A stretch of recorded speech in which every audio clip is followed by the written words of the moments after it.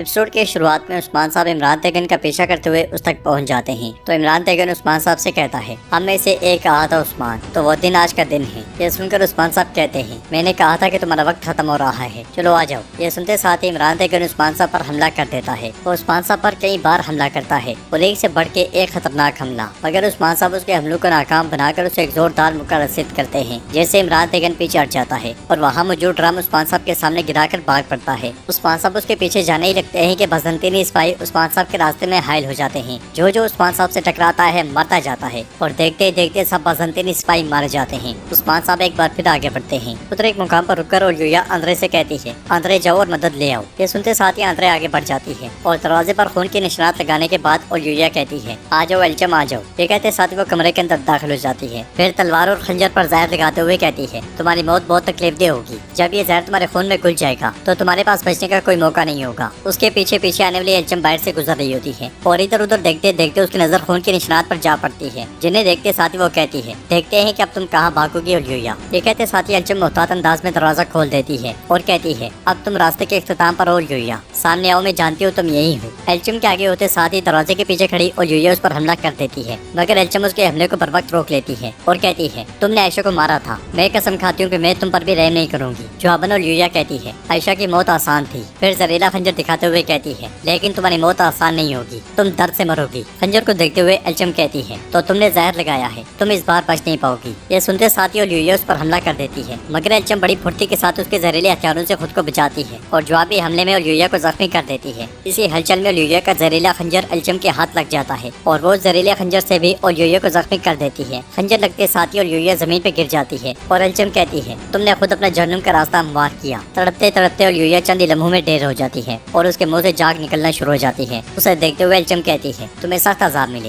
ये कहते साथ वो कमरे से निकल जाती है। उधर उस्मान साहब अतरानोस के मरकजी कमरे में दाखिल होते हैं, जहाँ पे इमरान तेगन अपने तख्त पर बैठा होता है और कहता है, क्या तुमने वाकई सोचा था कि मैं तुमसे भाग जाऊंगा उस्मान? तुम जानते हो वो मुझे रूम के जल्लाद क्यों कहते हैं? तुम्हें भी अब पता चल जाएगा। ये कहते साथ ही उठकर आगे बढ़ता है तो उस्मान साहब कहते हैं, फिक्र ना करो, तुम्हें मारने के बाद मुझे जल्लादों का जल्लाद कहा जाएगा। ये सुनकर इमरान तेगन कहता है, तो फिर आओ, जब तक कि हम में से कोई एक मर नहीं जाता। इसके साथ ही उन दोनों के दरमियान लड़ाई शुरू हो जाती है और इमरान तेगन जल्दी उस्मान साहब की तलवार गिराने में कामयाब हो जाता है। फिर कुल्हाड़े से उस्मान साहब पर अंधाधुंध कई हमले करता है। वो बिना कुछ सोचे समझे बस मारता ही चला जाता है। जवाबन उस्मान साहब भी उसे बड़ा सा लोहा उठाकर दे मारते हैं। इमरान तेगन कहता है, उस्मान क्या तुम यही हो? बस यही। इसके साथ ही उस्मान साहब तख्त के जानिब बढ़ते हैं तो इमरान तेगन एकदम से उन पर हमला करता है, मगर उस्मान साहब उसका कुल्हाड़ा पकड़कर उसे एक जोरदार मुक्का दे मारते हैं। फिर कुल्हाड़ा उसकी जानिब फेंकते हैं जो उसके करीब से होता हुआ दरवाजे में जा लगता है। अगले लम्हे उस्मान साहब आगे बढ़कर उस पर मुक्कों की बारिश कर देते हैं। इमरान तेगन बिल्कुल नहीं संभल पाता और आखिर में उस्मान साहब उसे एक जोरदार लात मारकर गिरा देते हैं। वो खंजर निकाल कर उठने की कोशिश करता है तो उस्मान साहब उसका हाथ पकड़कर उसे मारते हुए कहते हैं, तुम मेरे वतन पर मुसल्लत हुए, तुम अपने खानदान की शर्मिंदगी हो, तुम अपने नस्ब के रसवाई हो, तुम्हें कब्र भी कबूल नहीं करेगी। ये कहते साथ ही उस्मान साहब उसे मुक्के मार मार कर बिल्कुल निढाल कर देते हैं और मजीद कहते हैं, इमरान तेगन हो या क्या हो, अब तुमने ये दिन भी देख लिया। इसलिए में सिपाही सुंगर वहाँ पे आता है तो उस्मान साहब उससे कहते हैं, इसे ले आओ। सैन में बचे हुए बाजंतीनी सिपाही भी मारे जाते हैं। बाला खतून भी खवातीन के साथ वहाँ पहुँच जाती हैं और आगे बढ़ते हुए कहती हैं,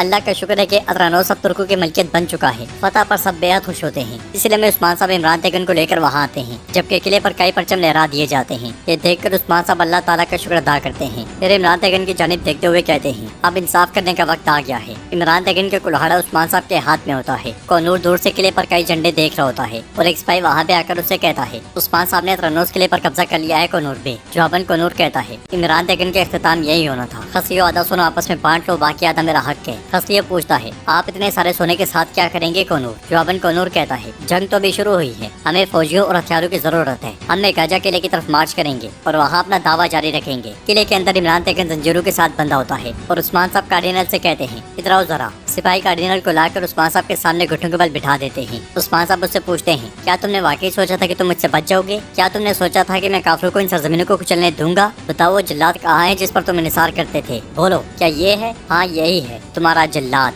ये तुम्हारे सामने रहा। फिर उस्मान साहब उसके पास बैठते हुए कहते हैं, अब तुम नए पोप बनना चाहते थे, हाँ? अगर तुम ये जंग जीत जाते तो अब तक तुम पापाए आजम की जगह ले चुके होते, लेकिन अब तुम शिकस्त खाकर अपने मुल्क को वापस जाओगे और अपने साथी इमरान का सर भी लेकर जाओगे। ये कहते साथ ही उस्मान साहब खड़े हो जाते हैं और सिपाहियों से कहते हैं ये हमें रोकना चाहते थे लेकिन हम नहीं रुके और ना हम रुकेंगे। हमारा हदफ वाजे है, एक तरफ बोरसा दूसरी तरफ एजनिक होगा और ये हदफ आने वाले कल में नहीं बल्कि आज होगा। गुंदो साहब आप सिपाहियों के साथ निकलेंगे और एजनिक जाएंगे, मैं अपने बहादुर सिपाहियों के साथ बोरसा जाऊंगा। ये सुनकर कार्डिनल कहता है उस्मान साहब आप वाकई पागल हो गए हैं, ये कैसे ख्वाब हैं? बाज़ंतीन अब भी जिंदा है। जवाब में उस्मान साहब उससे कहते हैं बोरसा और एजनिक जल्द या बदेर हमारे बन जाएंगे। कार्डिनल जो कुछ तुम्हारा है अब से वो हमारा होगा। सिपाहियों से घोड़े पर बैठा दो और पोप के पास भेज दो। तुम पोप को इन सरजमीनों में अपनी शिकस्त के बारे में और उस्मान साहब के बारे में बताओगे। चलो। जाते जाते कार्डिनल कहता है हम ज्यादा मजबूत होकर वापस आएंगे। तो उस्मान साहब कहते हैं जब तुम वापस आओगे तो अपने सामने एक छोटी रियासत नहीं बल्कि एक अजीम सल्तनत को पाओगे। इसके साथ ही सिपाहियों से वहाँ से ले जाते हैं और उस्मान साहब जरकुदाई से कहते हैं जरकुदाई तुम एलची बनकर मेघाजा जाओगे और तुम उन्हें बताओगे कि एजनिक और बोरसा ये दोनों शहर इस वक्त मुआसरे में हैं। उनसे कहना कि वहाँ से मदद की उम्मीद ना रखें,